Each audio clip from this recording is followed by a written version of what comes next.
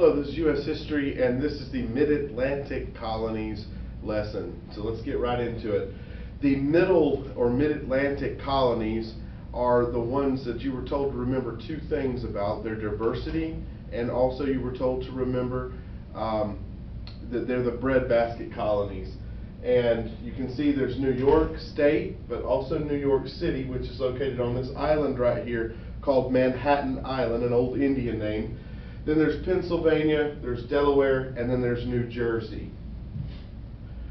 So again, on our timeline of things, we're still in the early 1600s. We're still in this region here in the early 1600s.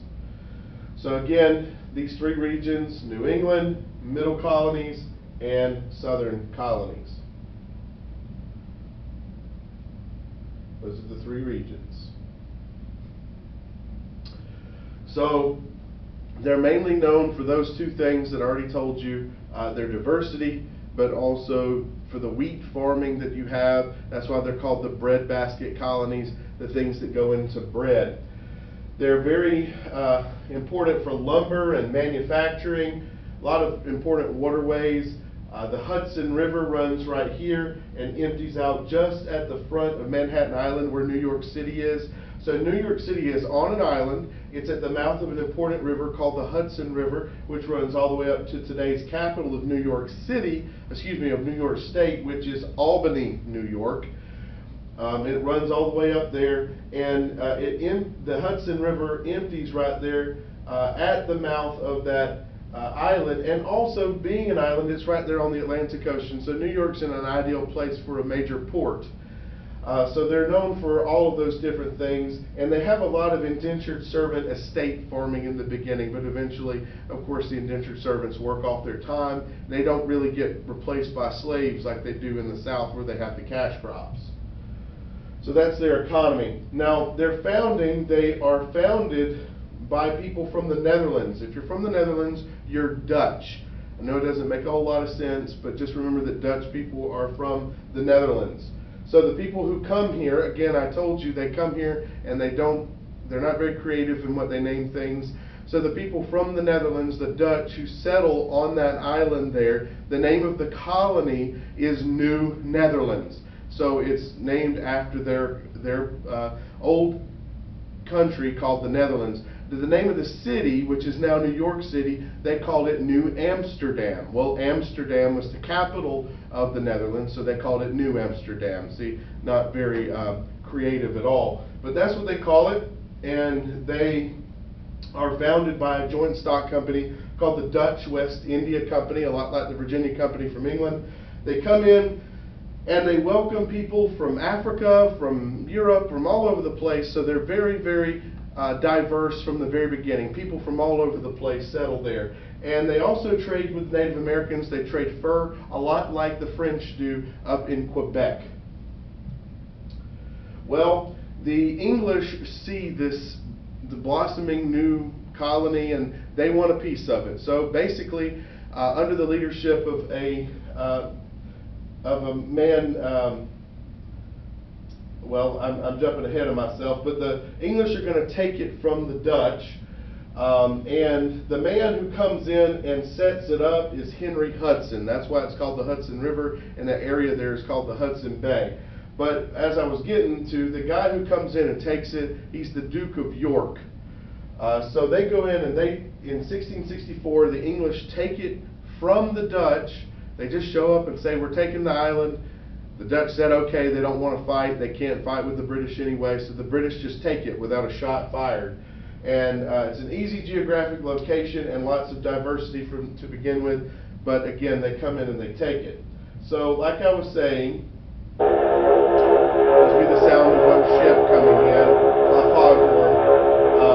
The English take over New Netherlands, and again, in 1664, the Duke of York uses the British Navy to take it over. He comes in. He's the Duke of York. That means he's from a place called York in England.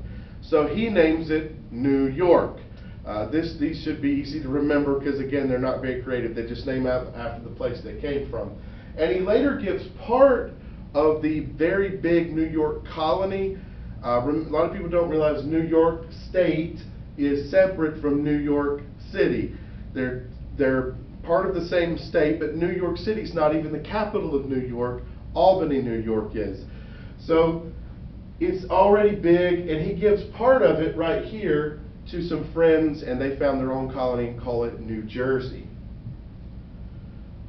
All right, so again, the Duke of York comes in, takes over New Netherland from the Dutch, renames it New York, divides it, calls the other half New Jersey, and New York is the center for trade with diverse population. All right, so the middle colonies made up of New York, New Jersey, Pennsylvania, and Delaware. Pennsylvania was established on social equality, religious toleration, and cooperation by a man named William Penn, who wrote the first Constitution and was America's first town planner. You see this picture, that's William Penn, really cool, loving guy. He was from a religious group called the Quakers. Quakers are pacifists, that means they don't believe in war and things like that. They're just very nice people, and they treat the Indians very nice in Pennsylvania. They're religiously and geographically diverse as well. They open up to a lot of German people who want to move there because they have a lot of problems back at home. And their economy is mainly farming, of course wheat farming, they are the breadbasket, but they also have merchants, mechanics, shippers, and tradespeople, and that sort of thing there. So very diverse in lots of ways in Pennsylvania. But as I said, William Penn is a Quaker. He founds this in 1682, and he hoped to build a colony where people could be as free and happy as they could possibly be, and he promised that people would be governed by laws of their own making. This is self-governance. It's implanted early in Americans that we come up with our own laws. Okay? This is a picture here. You probably can't see it very well, but these people with the funny hats, those are the Quakers, and they're having fair dealings with the Native Americans. They often pay them for their land rather than just taking it. But William Penn recognized that cultivating friendships with the Native Americans was crucial for the development of his colony. If he wanted to be successful, he was going to have to get along with them. And even before he arrived in Pennsylvania, there was a group called the Delaware Indians, for whom the Delaware River and the state of Delaware are named after, and he wrote them a very nice letter. He said, "I have great love and regard toward you, and I desire to win and gain your love and friendship by a kind and peaceable life." So he wanted to get along with them. To that end, he had several policies to ensure that the Native Americans were peaceful with him.